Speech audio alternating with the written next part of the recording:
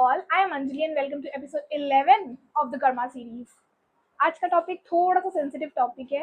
Reason being हमारे ही आसपास और अगल बगल में ऐसे कई सारे लोग हैं जिनका ये कंप्लेन रहता है कि हमसे कभी कभी ऐसी चीज़ें हो जाती है जो हमें नहीं पता चलता है.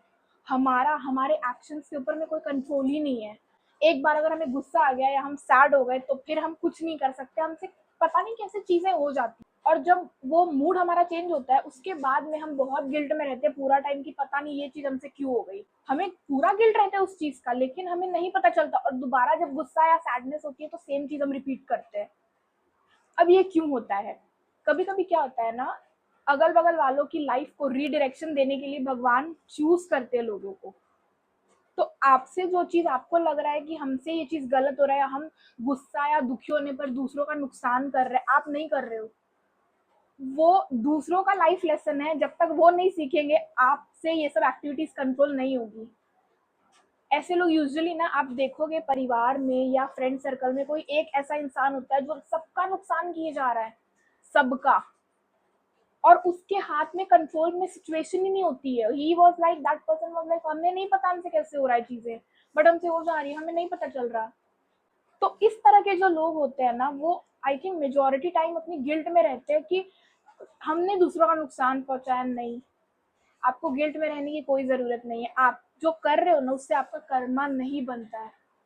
क्यों नहीं बनता है? क्योंकि आप अपने आसपास वालों के लिए एक रीडायरेक्शन बनकर आए हो. उनको वो लेसन सीखना ज़रूरी है, नहीं तो आप उनका नुकसान ऐसे ही पहुंचाते रहोगे. तो ये उनकी जर्नी है, उनको वो लेसन सीखने. अब रामायण देख लो, कैकई को कहाँ पता था कि उन्हें जरिया बनाया जाएगा राम जी को जंगल में भेजने के लिए.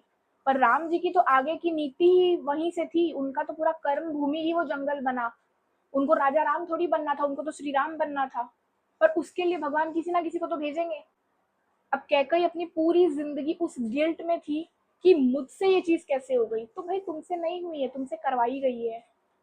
तो इस तरह के जो लोग रहते हैं ना, वो यूजुअली बहुत अपना लाइफ का मेजर हिस्सा गिल्ट में बिताते हैं कि ये हमसे क्या हो गया.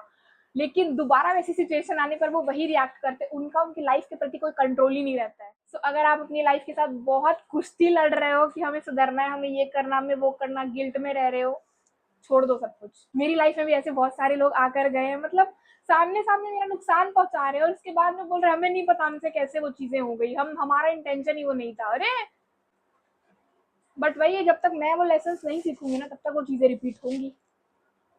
So this is episode 11 of the Karma series. Do let me know in the comment section if you guys have any conflict reviews regarding the same, and stay tuned for more. Bye.